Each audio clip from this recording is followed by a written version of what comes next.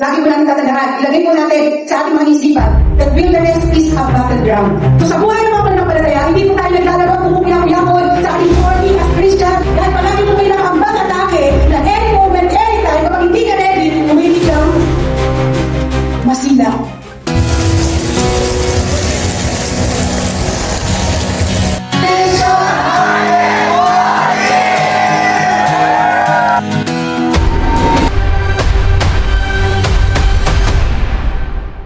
Hindi po natin kaya evangelize ang mundo para kay Jesus.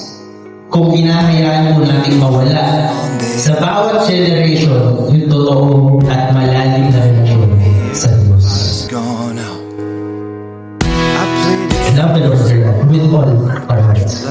No? Kasi kapag minahal natin ang Diyos 100%, lalak din kung mapasok din natin magmahal para sa iyo. So I step to the edge and Our mission is like a steady reminder to children that they are loved, capable, and valued. depart my heart. You should Sabi ng Diyos, turn back kapag around. pinatawag na tayo sa ating mga kasalanan, hindi niya na ito aalagpasan pa.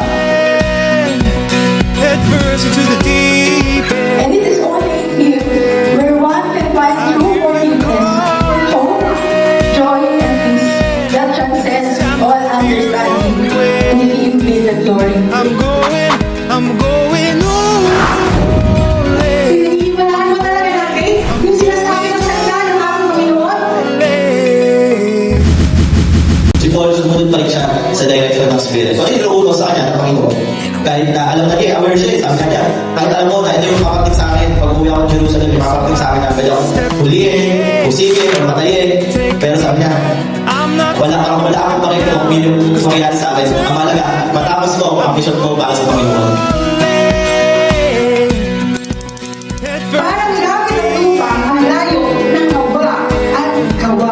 So hindi ko pwede sinasabi ng mga katotohanan dapat ito ang ating pinapangatawanan at nilalakad. You won't win.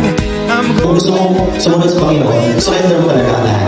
Kung gusto mo ingatan natin ang sarili mo, kung totoo gusto mo yung sundin yung keep watch over yourself, gusto mo bantayan ang sarili mo, isurrender mo lahat sa Panginoon.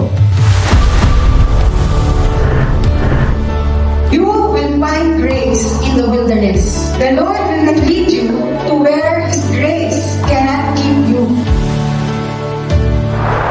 Hindi ba tayo perfecto? Pero may mga kasalanan pa tayo. Pero ang Panginoon, binibigyan tayo ng chance para lagi magbago.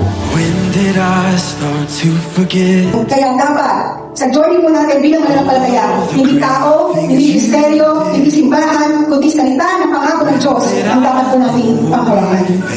For the impossible. Nasasabuhay natin ang every content, ibig sabihin every word of God na naririnig natin, natutunan natin, yung isinasabuhay natin. Hindi lang yung alam ko ang sinasabi ng Diyos, kung hindi, kilala ko ang Diyos na nagsasalita. The foundation of our discipleship journey is the Word of God. See miracle. We will always declare that our God, He alone has the full authority in our lives. Sa buhay natin, sa buhay ng pamilya natin, sa ating simbahan, sa ating community, He alone has the authority over sa lahat ng bagay na yan. You are. Are we living ito? Let's check ourselves. Are we living ito? Eh, sabi ng servant, alaga ba? Totoo ba? Para sinasabi niya, alaga ba ang sinabi ng Diyos yan? Talaga bang mabuti ang Diyos mo? More than E di yung mga bagay ng katotohanan ay hindi nagbabago na ang Diyos natin ay mabuti, ngayon, noon, at pakailanman. Lahat po ng members ng church ay missionary. Amen po? Trabaho, ibigay mo katotohanan sa iba. Ang kaligtasan na tanggap mo, dapat sa kanila din. Ang mission talaga is, pwede natin gawin. Kahit saan tayo magpunta. Ang mission talaga, hindi siya limitado lang sa pagpunta sa kung saang lugar. Is your household a lighthouse? Nang dumating po ang Panginoong Jesus, ano po ang meron tayo? Liwanag.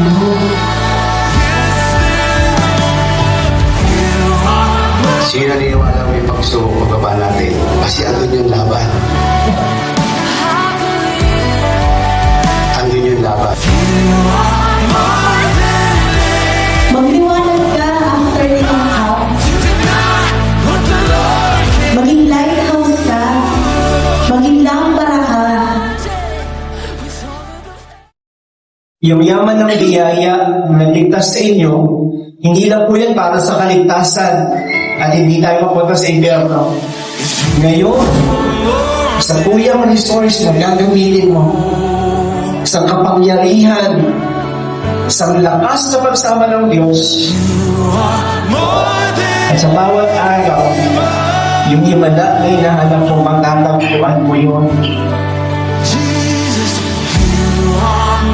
Kaya kung gusto niyo pong mag-mission, magliwanag kayo.